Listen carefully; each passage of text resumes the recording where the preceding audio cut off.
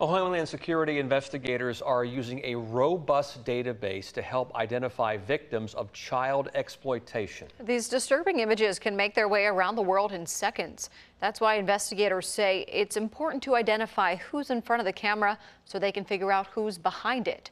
10 on your side's Amy Avery explains how this will help solve cases all over the country and here in Hampton Roads. Amy? Well, Tom and Lena, federal investigators here in Hampton Roads have another tool in their tool belt when it comes to identifying kids and teens who are being exploited on the internet.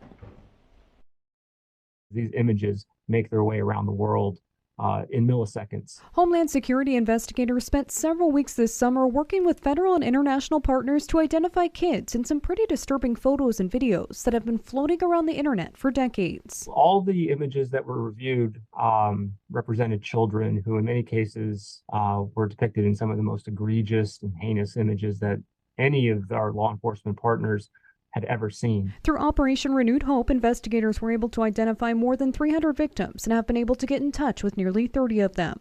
Deputy Assistant Director Mike Prado says about a dozen of them were still actively being abused. We believe that if we are able to locate the victim, then we're able to ultimately locate the perpetrator. Agents use cutting-edge technology combined with old-fashioned detective work to figure out who the victims are and, more importantly, where they are.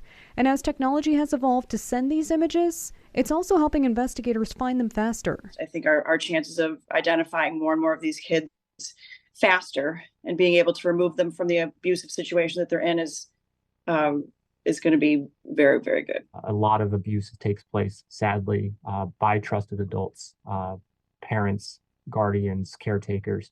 Investigators say in some of these cases, the child victims are now adults. Prado says he hopes this operation gives those victims a renewed sense of hope that they're working to put the perpetrators behind bars. I think that's what this operation really did, was not only give hope to victims, but also to the agents and analysts who investigate this.